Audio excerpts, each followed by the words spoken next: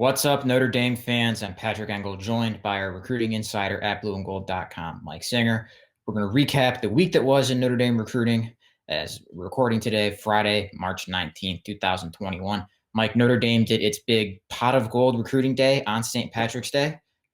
Do you look at it as a real success, given the almost 30 offers they sent out, or just a lot of social media hype? What do you think?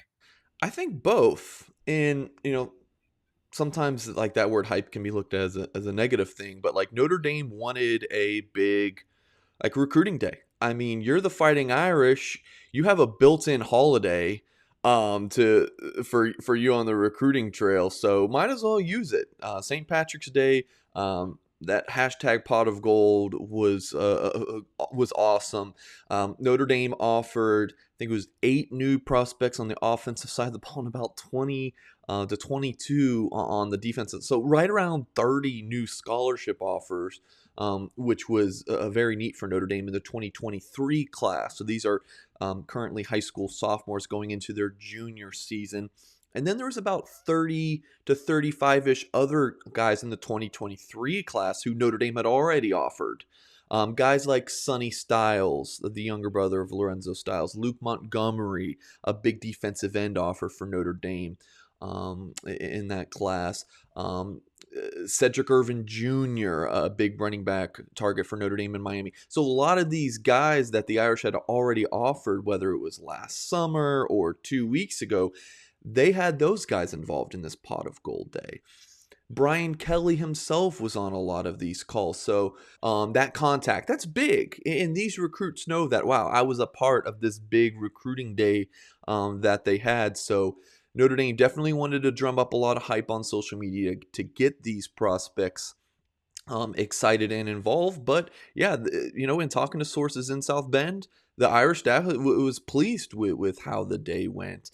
And they talked to a lot of 2022 guys as well. The staff was together all day and zoomed in various prospects. I know Steve Angeli, Notre Dame's quarterback commit, got to talk to the offensive staff, Holden Stays, big tight end target, as well, some offensive line recruits. So it wasn't even just for those 23s, the 2022 recruits, we're feeling the love by Notre Dame. So overall successful St. Patrick's Day for Notre Dame. And you also landed a big time 4-star linebacker in Joshua Burnham.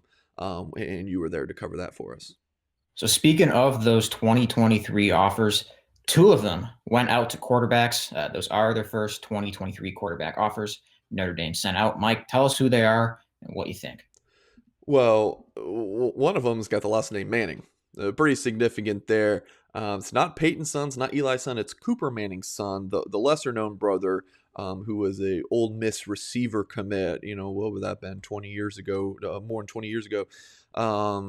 He had I believe it was a neck injury, so he couldn't play football anymore. Well, his son has Peyton Manning level hype coming out. I mean, you think about like Zion Williamson as a basketball recruit, like Bronny James, like that hype, and just like they're not recruits that are like doing phone interviews. Like Arch Manning has like fake Instagram accounts people have made for him. Like this kid's not even on Twitter. Like this is like an elite like basketball recruitment to cover, whereas like he's not talking, he doesn't really do interviews and stuff. So that's interesting. Like I haven't personally covered a recruitment like this where it's like, yeah, I'm not gonna be calling this kid up. But anyways, that's kind of just one little side note. But so yeah, so Notre Dame offers class of 2023 quarterback Arch Manning, from Louisiana.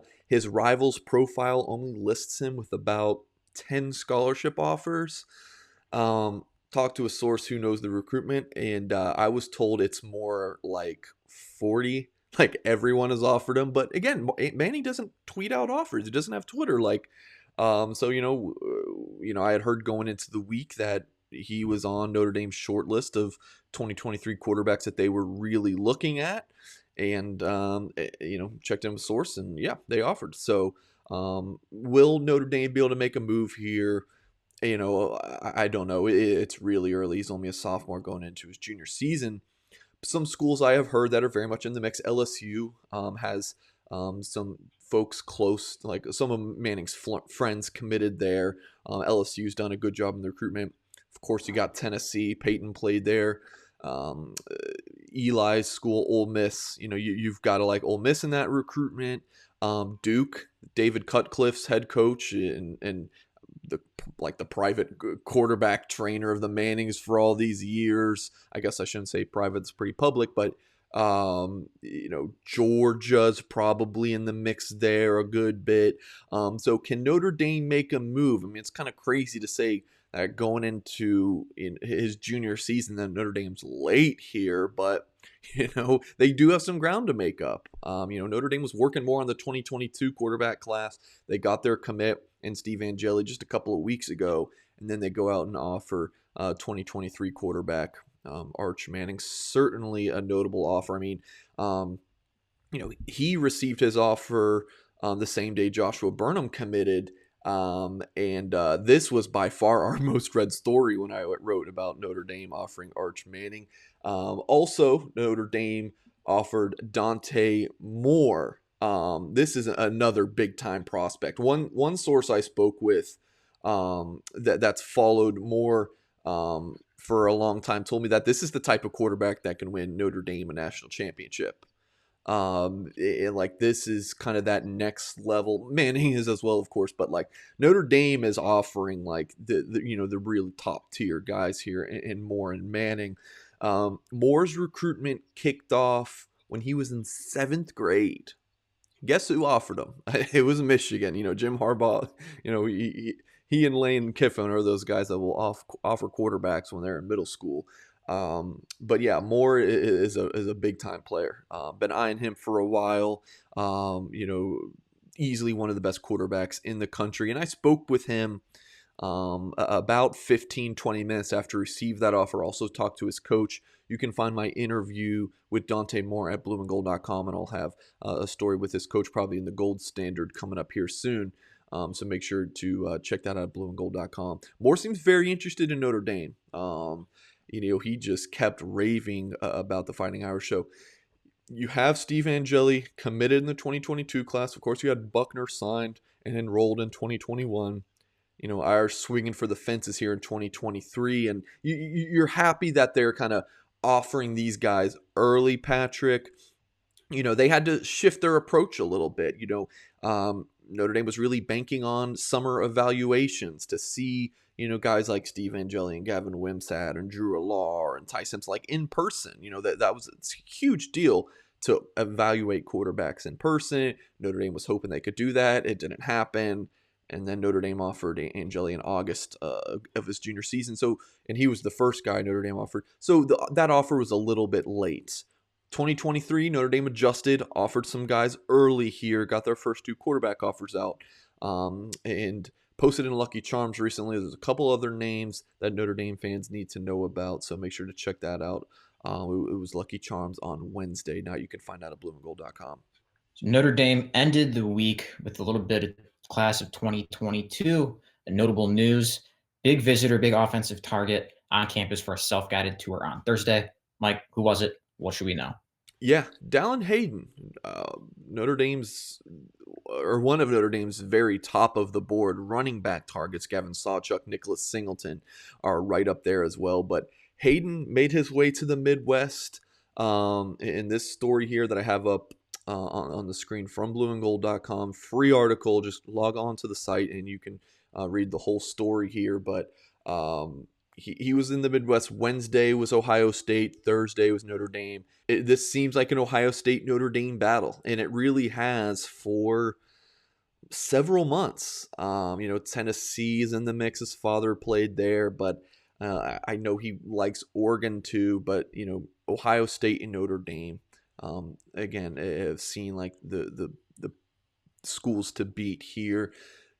By all accounts, he loved it. Loved his campus visit. Of course, it was a self-guided tour. This NCAA dead period's been going on for just over a year now because of the coronavirus. So he could really just walk around campus, take some pictures and just take in the sights and the sounds. And, the biggest takeaway for him was like you see Notre Dame on pictures, and you do the virtual visit with the Notre Dame staff, but like seeing it in person just blew him away. You see the headline there. It wowed me, is what Dallin Hayden told me just a little bit after his visit wrapped up.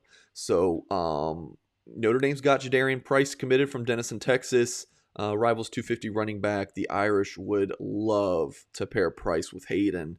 And it's a close battle between Notre Dame and Ohio State. And definitely one to continue to keep an eye on. Mike, we have to touch on this before we head out. We do. On that pot of gold day, Notre Dame putting out the content that we're all here for. Yeah. Capped off with Brian Kelly busting out dance moves, if you want to call it that. The entire staff doing it. I mean, if you want to talk about social media hype in a good way, well, here you go. This was just fantastic. So let's analyze this here. Like, let's dive into the film. First up, Chris O'Leary, and I can't play the music because of copyright things on YouTube. I don't want to get this video taken down. But there's some like TikTok dance where they like do this like walking thing. You'll see it if you haven't watched this yet.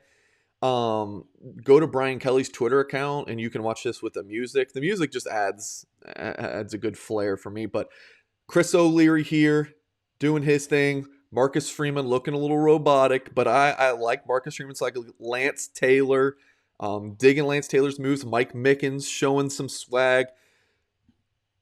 I don't know what that is. I love it though. Mike Elston.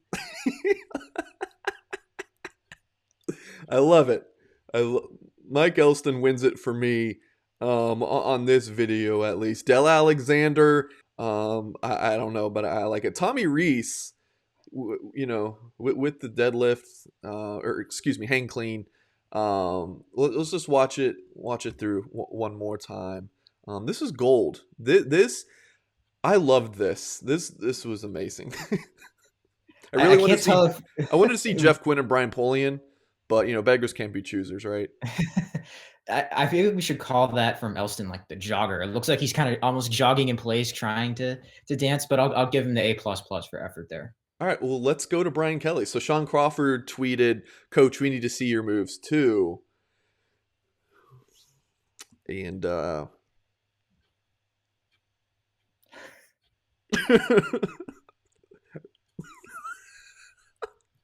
this is amazing. This is great video content, by the way. This weekly recruiting rep, we're giving the people what they want. I've watched this like 20 times. And when Kelly does this, I was like, where have I seen that? I'm gonna go to my Twitter. We know. Yeah. I'm gonna go to my Twitter here and show you guys. Fans of The Office will know this. When Michael Scott does his parkour, right? That's what it was like a mix of his BK homeboy pose, which is what the turned into a meme a couple years ago when he did the the peace sign wearing the sunglasses. It was like a mix of that in the parkour pose. Just fantastic stuff. I don't know. For me, it was the sunglasses inside that really did it. Just great stuff. Yeah. So you love to see it. All right, but I think that's good for this recruiting wrap. We're kind of ending on a good note there. That's going to do it for this week's recruiting wrap. Appreciate you guys sticking around to the end of this video and seeing us laugh at the Notre Dame coaching staff. If you really liked their dance moves, leave a comment and tell us which coach you like the most. If you have nothing nice to say, then just don't say it. But definitely hit the thumbs up and subscribe to our channel for more content.